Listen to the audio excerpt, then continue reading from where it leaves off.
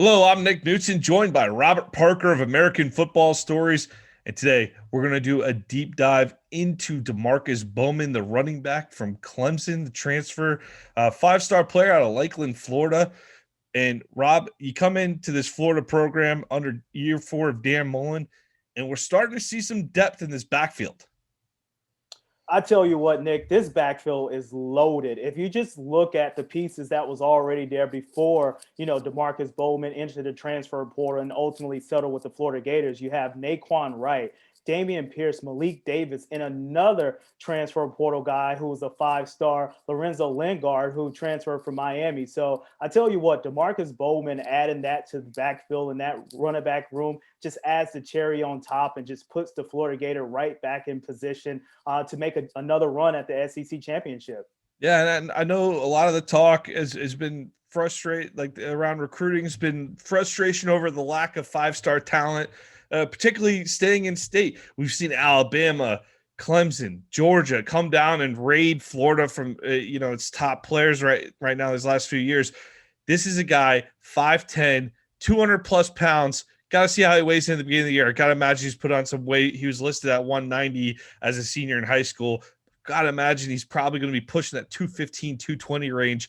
But hey, he led Lakeland to their first state title in 12 years in 2018 as a junior, Rob. I mean, this is a guy who appeared in 2 games for Clemson last year as a running back. He only totaled 32 yards on 9 carries, but from John Garcia Jr. on 24/7 Sports, he's a short, compact, and muscular build with a head-turning acceleration and top-end speed, well-proportioned home run threat, no nonsense vertical game. He runs north and south and has a decisive style that can fit in either into a spread like Mullen runs or something more conservative.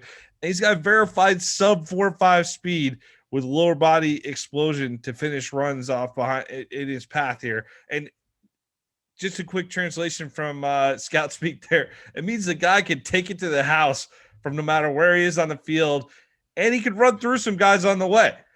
We see plenty of run from his high school days where he can break a few tackles and he's off to the races. So this is a type of running back that we have not seen in a Florida Gators uniform in quite some time. Yeah, you're right about that, Nick. It just really seems like Demarkcus Bowman is complete back. Just like you mentioned earlier, he's a home run hitter from anywhere on the field. He can run between the tackles. He can bounce it to the outside. He can take it the distance. Just by watching his game film while he was at Lakeland and just looking at his size and his stature, I know, one player comp that I know mention his name might be a little bit taboo, not because of what he's done on the field, but maybe so what he did off the field. And that's Ray Rice. If you look at Ray Rice at Rutgers and you look at Ray Rice with the Baltimore Ravens, Demarkcus Bowman with his size and his stature and just the way he runs, it reminds me of Ray Rice. Just the strong, compact runner, the built.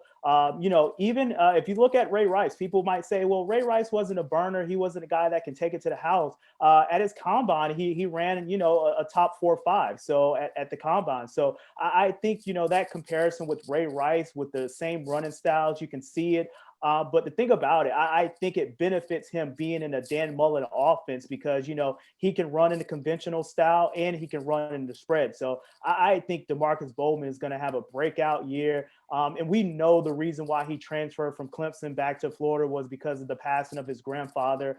He said he wanted to be close home. He was getting a little homesick being close to family. So I know Florida was in the mix, during his recruiting. It pretty much came down to Clemson, Georgia, and Florida. So, the hometown hero is back. Lakeland is not that far from Gainesville, so he's definitely going to be close to home. Seen Pouncey's, Chris Rainey. We've seen a lot of great players come up from Lakeland to spend their days in Gainesville. And I'll tell you what, during his time at Lakeland, I got a comp for you in a minute too, but I'm gonna do these Lakeland stats first. Sophomore year, he rushed for over 10 yards per carry, only 4 games over 100 yards and 10 touchdowns. He had over 100 carries as a sophomore, though. I mean, that's really impressive stuff. Junior year, over 2,400 yards rushing, 100-plus yard performances in 13 out of 15 games, 36 touchdowns, led the Dreadnoughts to their first state title in 10 or 12 years. And he had a 200-plus yard performance in the state title game against St. Thomas Aquinas. As a senior, he did average over 11 yards per carry, 24 touchdowns in 11 games, and he still averaged close to 150 yards a game, Rob. So that's not bad, even though his numbers are a little down from the junior year. Not bad. And as a coach said his coach said in the interview I saw a special on him, it's hard to give him a lot of carries when he's taking the first one for the touchdown. So you run for that 180-yard run, you're not getting 6 carries on the drive, Rob.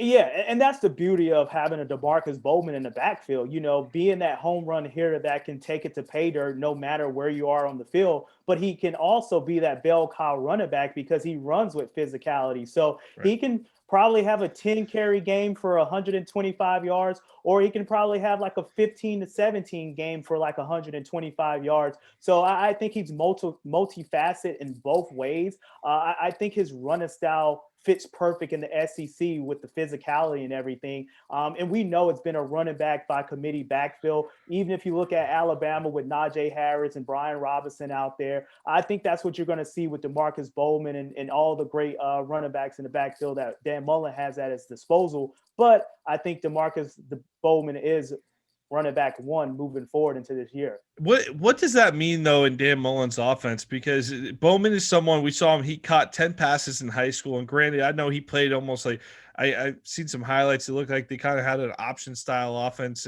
to some degree. Especially his junior year and his big season, but their quarterback seemed like a pretty good runner there out of Lakeland. But I don't think he was. There wasn't a lot of designed passing game during his time at Lakeland. I'll put it that way, right? So it's not. I don't know what he can do in it. He only caught 10 balls his entire high school career, but not seeming like a guy who's going to be majorly impactful in the passing game. And we haven't seen the running backs really pop in the passing game too much under Dan Mullen. With the depth that you named, the amount of names you just spit out at the beginning in that backfield right now, Lingard's going to need his touches. I mean, Davis, Wright, Pierce, you got so much talent in this room. What do you think this backfield is going to look like? Oh, not to mention that Kyle Trask is no longer your quarterback, and your new quarterback, Emory Jones, can be quite a good runner. How many carries per game are we looking at for Demarkcus Bowman? Or is it going to be kind of a week-to-week, 1 week he's getting 20 and the next week he might get 8? I think we can see week-to-week touches if you ask me. But, if Demarkcus Bowman turns out to that 5-star recruit that we think he will be, I think you can see a Pat White, Steve Slayton dynamic with Emory Jones in the backfield with Demarkcus Bowman. Wow. And just like you said, he wasn't asked to catch out the backfield a lot in high school because of the offense. I think that's something he will grow into, is definitely being with Dan Mullen and being in that offense. So maybe you don't see him on third and long as much. Maybe you see the Malik Davis, the Naquan Wrights, who actually, have precedence of catching the ball out the backfield. But I tell you what, it's probably going to be a case-by-case, week-by-week basis of how many touches Demarkcus Bowman gets. But I tell you what, he's definitely going to touch the ball more than 10 times a game. Looking forward to see how he's used. I hope we use him enough to where he gets to live up to that potential as well. With Emory Jones coming in, Rob, you mentioned the Pat White, Steve Slayton. Man, if it turns into that for Dan Mullen, this offense is not going to miss a beat. And, with Mullen, his quarterbacks at Mississippi State certainly were putting up over 1,000 yards rushing on a fairly regular basis, scoring, 10-plus touchdowns a year. I think that's very possible with Emory Jones coming in.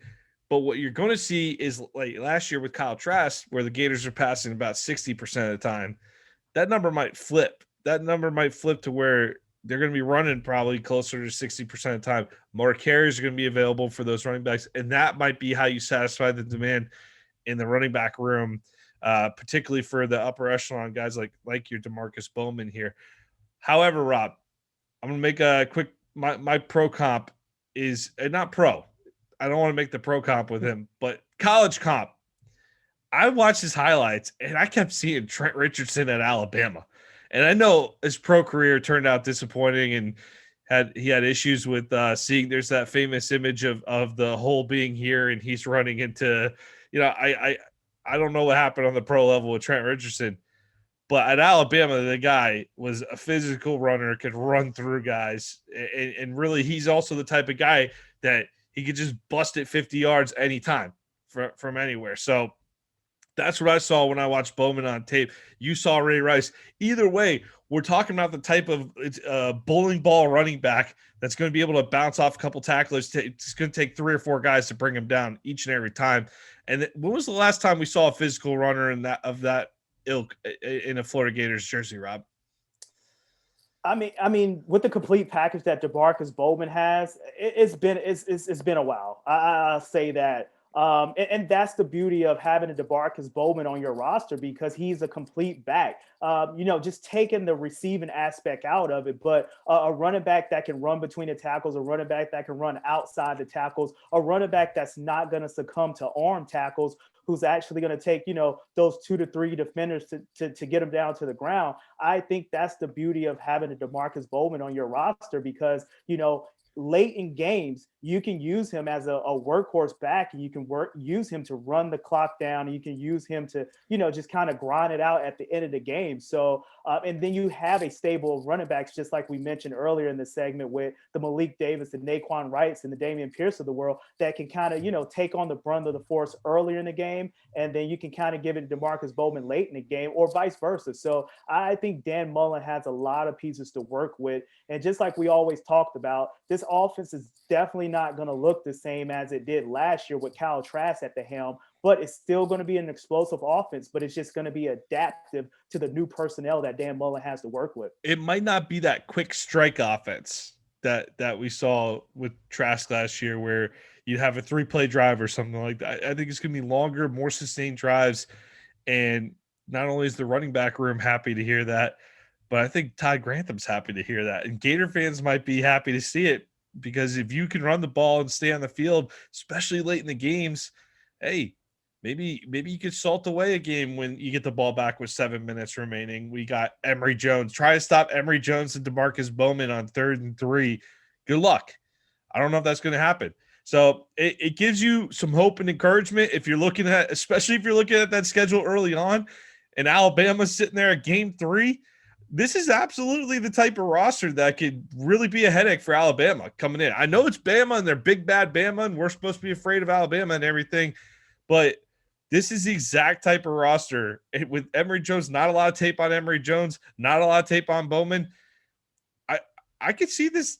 I could see this offense giving Saban and the Tide some headaches in week 3 in Gainesville, Rob.